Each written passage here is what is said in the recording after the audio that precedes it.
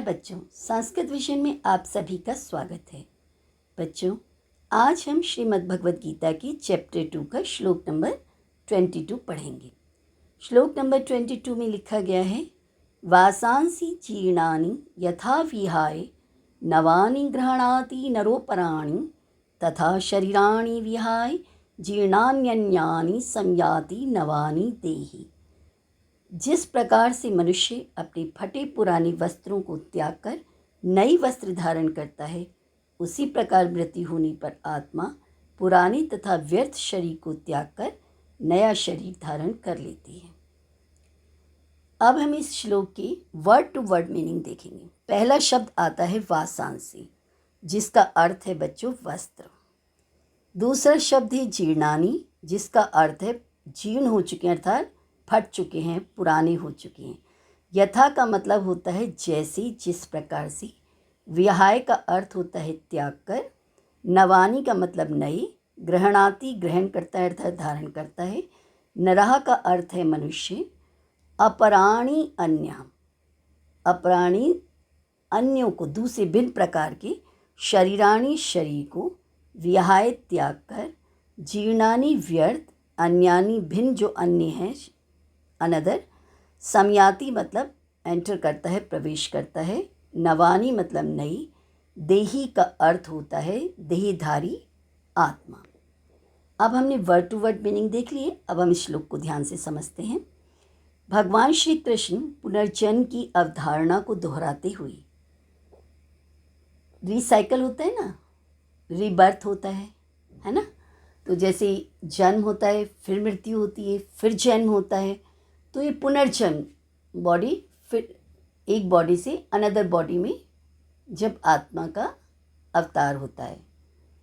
तो भगवान श्री कृष्ण पुनर्जन्म की अवधारणा को दोहराते हुए उसकी तुलना दैनिक क्रियाकलापों से कर रहे हैं। रूटीन में जो हम रूटीन लाइफ में देखते हैं, जैसे कि हम बच्चे कपड़े पहनते हैं और वो कपड़े हमारे जब घिस जाते हैं, फट जाते हैं, तो उसकी जगह हम दूसरे कपड़े पहन लेते हैं। उसी तरह से जब ये शरीर पुराना हो जाता है, इसका टाइम ख़त्म हो जाता है, तो ये जो सोल होती है वो अनदर बॉडी को में एंटर कर जाती है। तो एक बॉडी से दूसरी बॉडी में सोल का ट्रांसफ़र होना ही रूटीन लैंग्वेज में इसको मृत्यु कहा जाता है। लेकिन एक्चुअल क्या होता है, हम क्या कोई एक बॉडी है, हम क्या कोई एक शरीर है? नहीं, हम एक आत्मा है। तो जब आत्मा दूसरे शरीर में एंटर करती है, ठीक है, तो इसको कहते हैं बॉर्न होना। और जिस शरीर से वो निकल जाती है तो उस शरीर की डेथ होती है। शरीर मरता है, आत्मा नहीं मरती। भगवान श्री कृष्ण पुनर्जन्म की अवधारणा को दोहराते हुए उसकी तुलना दैनिक क्रियाकलापों से कर रहे हैं, यानी कि रूटीन लाइफ में जो हमारे साथ होता है, जब वस्त्र फट जाते हैं, बेकार हो जाते हैं, तब उन्हें त्याग कर नए वस्त्र धारण करते हैं। ऐसा करते समय हम स्वयं को नहीं बदलते, कपड़ों को बदलते हैं। इसी प्रकार समान दृष्टि से जब आत्मा जीर्ण शरीर को छोड़ती है, जो शरीर पुराना हो चुका है, बेकार हो चुका है, तो जब उसको छोड़कर तब आत्मा में किसी प्रकार का परिवर्तन नहीं होता। आत्मा केवल एक शरीर से दूसरे शरीर में ट्रांसफ़र होती है। बच्चों, परिवर्तन शरीर का होता है, आत्मा का परिवर्तन नहीं होता है। देहिक और देही, ये समझना चाहिए। देह होता है बॉडी और देहधारी होता है उस देह में जो रह रहा हो, बॉडी में जो रहता है। हमारी ये जो फिज़िकल बॉडी है, ये हमारी पहचान नहीं है। हमारी पहचान क्या है? हम एक आत्मा है, आत्मा ही परमात्मा है। हम सब परमात्मा के अंश हैं और हमें ये शरीर मिला हुआ है। जब ये शरीर बेकार हो जाता है तब गॉड हमें अनदर बॉडी दे देते हैं। जैसे जब एक कपड़ा फट जाता है तो हम अनदर कपड़ा पहन लेते हैं। जो देही में रह रहे उसे हम कहेंगे देही। तो इम्पॉर्टेंट वर्ड है, कई बार पूछ लिया जाता है देही किसको कहते हैं। देह और देही में फ़र्क है। देह का अर्थ होता है शरीर और देही का अर्थ होता है शरीर में रहने वाला, देही में रहने वाला। इस प्रकार देही का अर्थ है आत्मा। जैसे मनुष्य वस्त्र बदलता है, ड्रेस चेंज करता है, वैसे ही आत्मा का भी एक शरीर को छोड़कर अनदर शरीर में एंट्री होती है, प्रवेश होता है। जैसे फटे पुराने कपड़ों को त्याग कर नए कपड़े पहनने से प्रसन्नता होती है, वैसे ही इस धर्म युद्ध में, न्याय के युद्ध में, जीर्ण शरीर से मुक्ति और नए सुंदर शरीर की प्राप्ति पर शोक करना उचित नहीं है।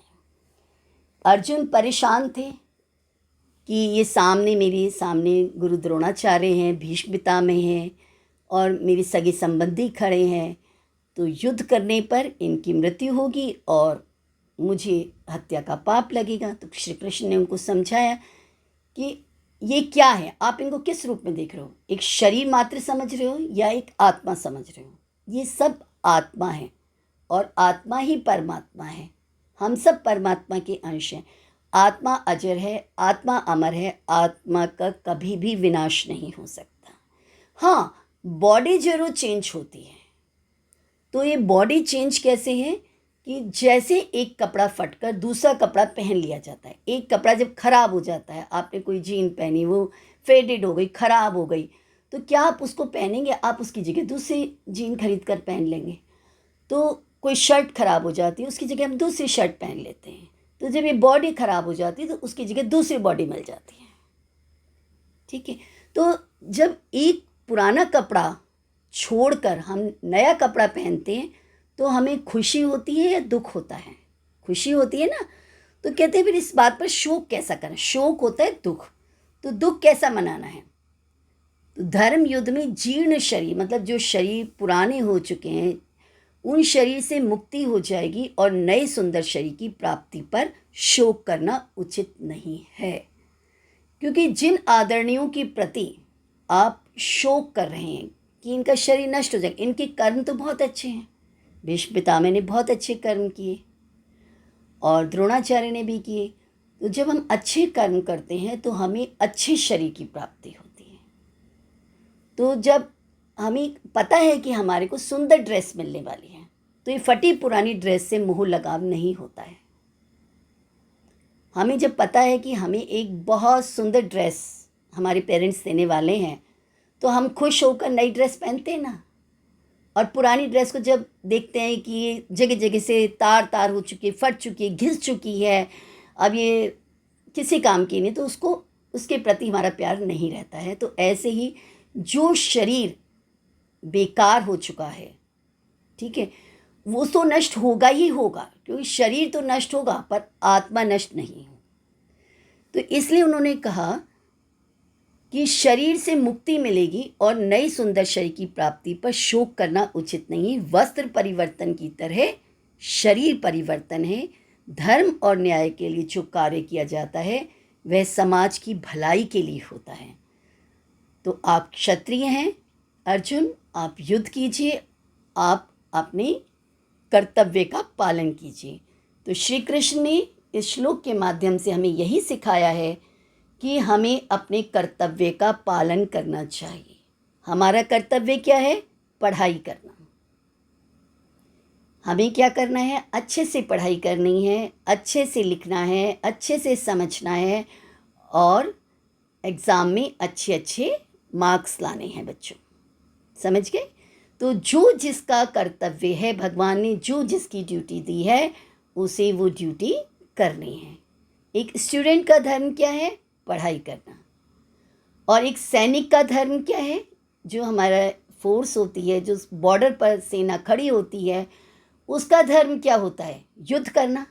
अब उस युद्ध में जब एक देश का दूसरे देश के साथ युद्ध होता है तो उस युद्ध में उनके हाथ से अगर कोई मारा जाता है तो उसकी हत्या का पाप उन्हें नहीं लगता है, क्योंकि उनका धर्म है, उनका कर्म है युद्ध करना।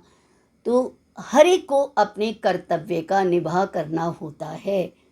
अपने कर्तव्य का हमें पालन करना है। जैसे डॉक्टर जब ऑपरेशन करता है तो ऑपरेशन के लिए उसे सारे अपने उठाने पड़ते हैं, अपना सर्जरी का सारा सिस्टम लेना पड़ता है हाथ में। तो उसे किसी की तरह के पाप नहीं लगता, बल्कि पेशेंट को ठीक करने का पुण्य मिलता है। इसी तरह से जो समाज में अन्याय चल रहा है, कुरुक्षेत्र के मैदान में जो अधर्म था, उस अधर्म पर धर्म की विजय के लिए युद्ध जरूरी था। तो श्री कृष्ण ने कहा कि हे अर्जुन, तुम क्षत्रिय हो, तुम्हारा कार्य है युद्ध करना, तुम युद्ध करो। और इस श्लोक के माध्यम से श्री कृष्ण हम सभी को यही कहना चाहते हैं कि हमारा जो कर्तव्य है हमें उसका पालन करना है। एक विद्यार्थी है तो आपका धर्म है पढ़ना, कोई कलाकार है तो उसका धर्म है अच्छे से कलाकारी प्रस्तुत करना। तो जो जिसका धर्म है, डॉक्टर है तो उसका धर्म क्या है?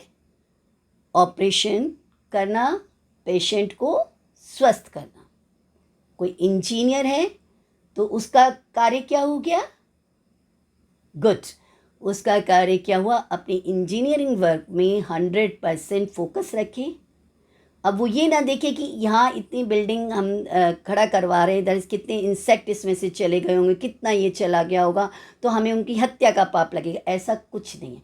अपना जो काम है, जैसे अर्जुन ने अब मछली की आँख पर ही निशाना रखा था, ऐसे ही हमारे को अपने लक्ष्य पर ध्यान रखना है कि हमें करना क्या है। तो बच्चे अपने पढ़ाई पर ध्यान रखिएगा, अपने सिलेबस पर ध्यान रखिएगा, अपने पुस्तक में जो पाठ हैं उन पाठों पर ध्यान रखिएगा। गीता के श्लोक हमें समय समय पर मार्गदर्शन करते रहते हैं। मैं उम्मीद करती हूँ आपको ये श्लोक समझ में आ गया होगा।